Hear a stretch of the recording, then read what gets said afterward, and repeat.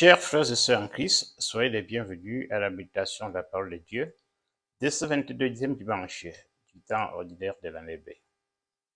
La lecture de ce 22e dimanche nous met en garde contre la superficialité qui consiste à mettre une dichotomie entre l'écoute de la parole de Dieu et sa mise en pratique, ou contre l'hypocrisie qui consiste à mettre l'accent plus sur les rituels que sur la foi.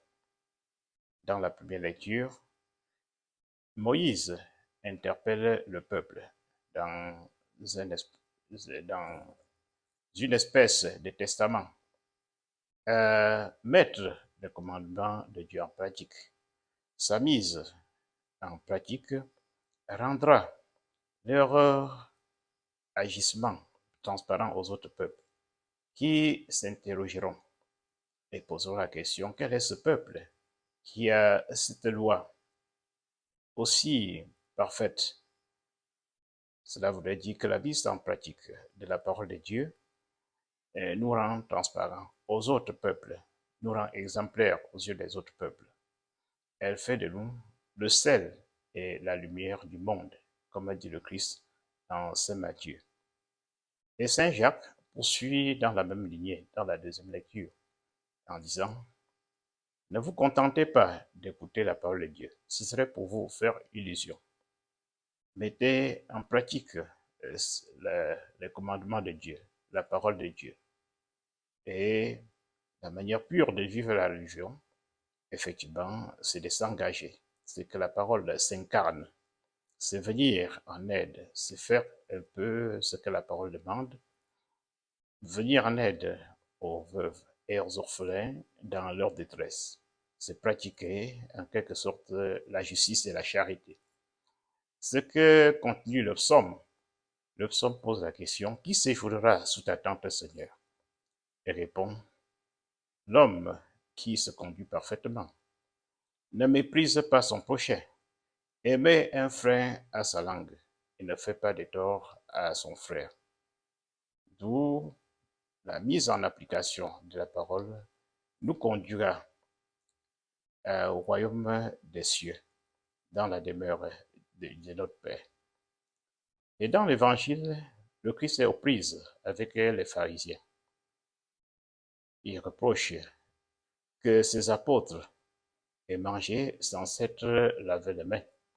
Pour nous également, ça nous choquerait, parce que, oui, nous savons que on peut contracter des maladies si on ne lave pas les mains avant de manger. Mais ici, il ne s'agit pas d'une pratique hygiénique, mais d'un rituel que les Juifs observent. Et si quelqu'un n'arrive pas à le faire, il s'agit des préceptes de leurs ancêtres, c'est-à-dire liés à leur culture, donc il est passible de critiques et même quelquefois des condamnations. Et ils prennent cela pour la loi de Dieu.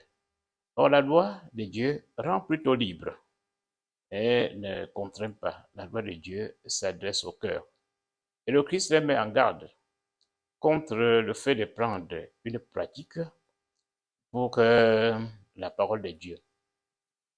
Ça peut aussi nous arriver que nous nous attachions sur des pratiques et négligeons la foi. Les pratiques peuvent être importantes pour vivre la foi, mais si nous détachons de la foi, elles n'ont plus leur importance. Les rites, les dévotions, les formes de prière sont caution à temps et aussi des goûts des personnes. Donc on peut toujours ne pas faire comme les autres ou bien changer même la manière. Ne nous étonnons pas si demain on change même la manière de célébrer la messe ou la manière d'exprimer la foi.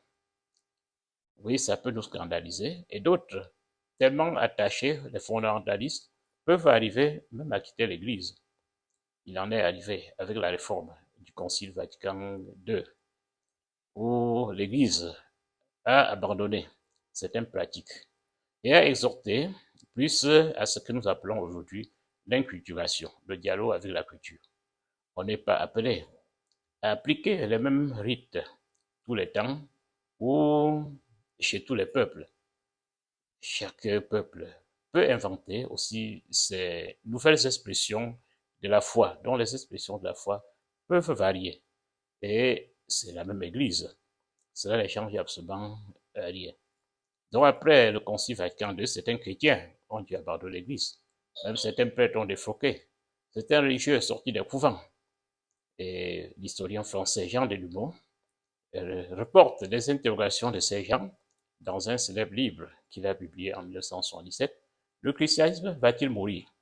Donc c'est l'interrogation des statisticiens, des gens qui observaient la scène, parce qu'après il y a eu beaucoup de sorties de l'Église.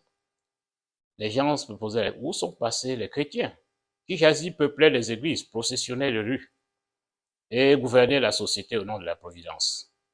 Il reporte aujourd'hui chiffres en main, les statisticiens annoncent la disparition rapide du christianisme et pensent que Dieu a son avenir derrière nous. Mais en croyant, il répond non, rien n'a bougé le christianisme. Bien sûr, c'est un christianisme minoritaire aujourd'hui, mais qui retrouve l'appel profond de l'évangile.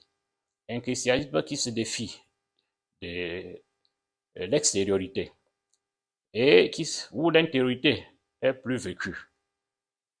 Donc, nous aussi, frères et sœurs, n'incriminons pas des frères et sœurs qui ont d'autres pratiques. Le lieu où Dieu nous jugera, c'est notre cœur. Donc, c'est du corps de l'homme que sortent les impuretés, et non plus de l'extérieur. Le Christ déclare tout aliment pur.